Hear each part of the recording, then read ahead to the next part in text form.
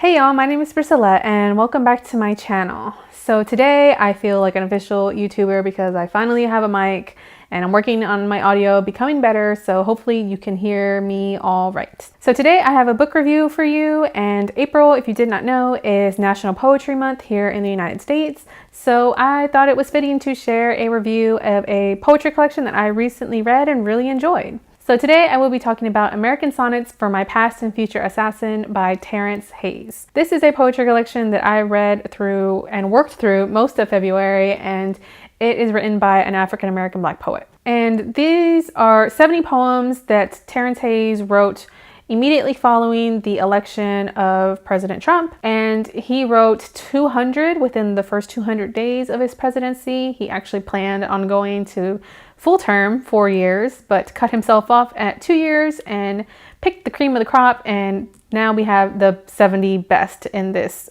collection together. So I love this. I thought that Hayes is very savvy. He's really intelligent and he's really angry, rightfully so, very angry. And I think that the American Sonnet really gives Hayes the structure that he needs, in that it's 14 lines, and he's able to sit down and use this as inspiration for his creativity of expressing how he's feeling every day following Trump being in the White House, which is something that is still so hard for me to understand. I know that once I actually want to read more into the writing process and understanding the author's motivations, that something has really impressed me.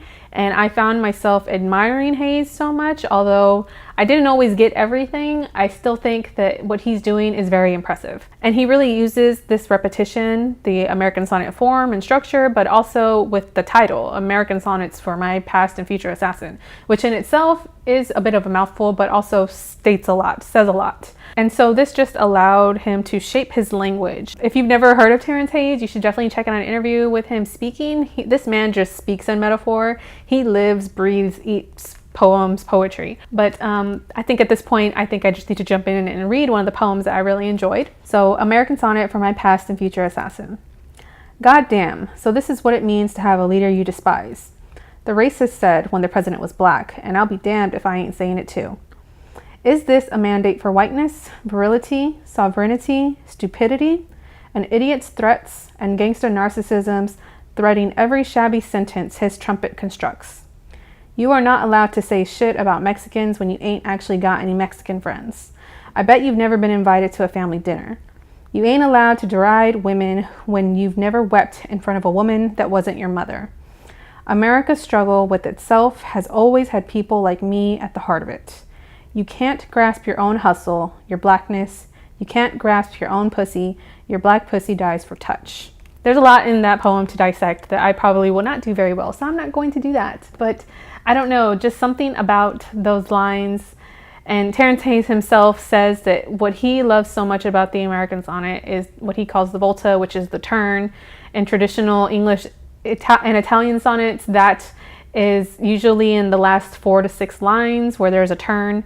And in the American Sonnet, which is mostly free verse, there are the possibilities of multiple turns within the lines, within the 14 lines. I feel like the more that I read through his work, I could read through his work multiple times and just see that anger turn. I can see that in his reaction to things that are happening when it wants to be something, but it has no choice but to turn it to something else and to shift it to something else, to address something else that is happening. And I just was really fascinated with Hayes' decision to write this collection this way, and how this really is an expression of a black man wanting to be heard in the United States. Anyway, so reviewing poetry is really tough for me. I feel like it's just a very personal thing. There are 70 stories here, essentially 70 poems, and you could watch multiple people, reviewers, speaking about this collection and get a different impression from each person, depending on which poems they decide to talk about or not. So I first heard about this collection from Dee Dee over at Brown Girl Reading.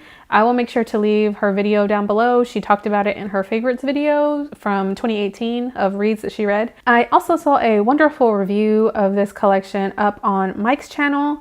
I believe that's your name. His channel is newer to me, but he reviews only poetry and reads lots of poetry on his channel.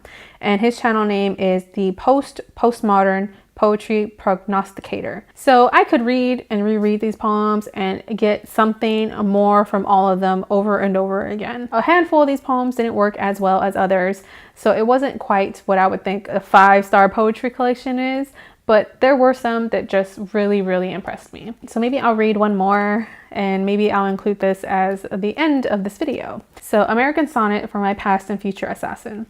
One of the most amazing things about me is I know how to cut my own hair. I learned to do it after my father moved away. So I've done it for years. Traced the shape of my thinking with a motor blade to rewrite the hairline, a punctured sentence. A handful of verbiage. I could offer a poem for each clippered hair, and the mole behind my ear, and the line I fear above my nape. The rope burned there. The wish to snip the jugular is simple fear. I wish to remain here, where you will love me simply because of what I say. One of the most amazing things about me is I know how to cut my own hair. I learned to do it after my father moved away.